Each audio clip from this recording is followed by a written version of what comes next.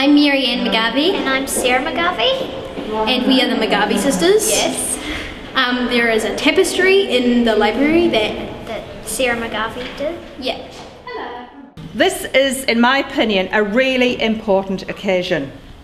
160 years ago, on the 8th of September, Bishop Viard, accompanied by 4 young women, officially opened the first school on our site.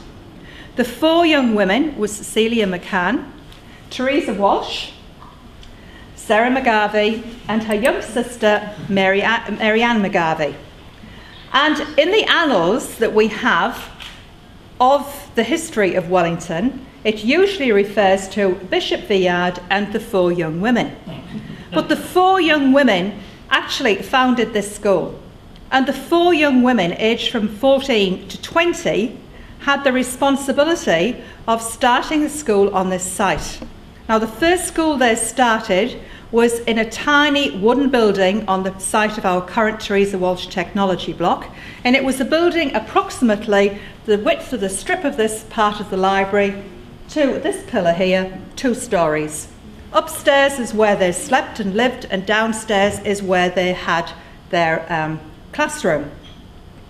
They accepted lots of people, girls from around Wellington, and a few years later, Governor Grey was really keen to set up a boarding school for Maori students, Maori girls, who were orphaned.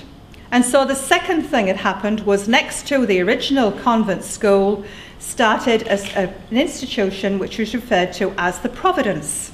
Later it became St. Joseph's Orphanage and moved out to the hut. But we still have on our site a little bit of history, in that we have the original entrance to the Providence, and it's up at the side of the school next to Sacred Heart Primary School. Behind me we have this tapestry, and in 2000 we held our 150 years since the school was opened. And at that stage I suddenly had a visitor. The McGarvey family arrived, and they brought with them this tapestry.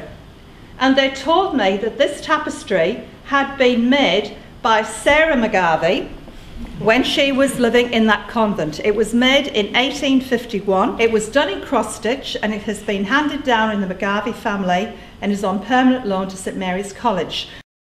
So here we have the reality of Sarah working in that original convent, and it's our link with today.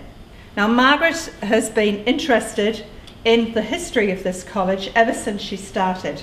And when I started here, I was really concerned that we had this wealth of history that was leaving with the Sisters of Mercy. And so when Margaret started, she was also employed as the college archivist for an hour a week. But we have a wealth of history here. It's not just the history of St Mary's College, it's the history of New Zealand, because one of these families was actually probably present at the signing of the Treaty of Waitangi. It's the history of Wellington, and it's the history of Catholic women's education in New Zealand. So it's a big link to the past.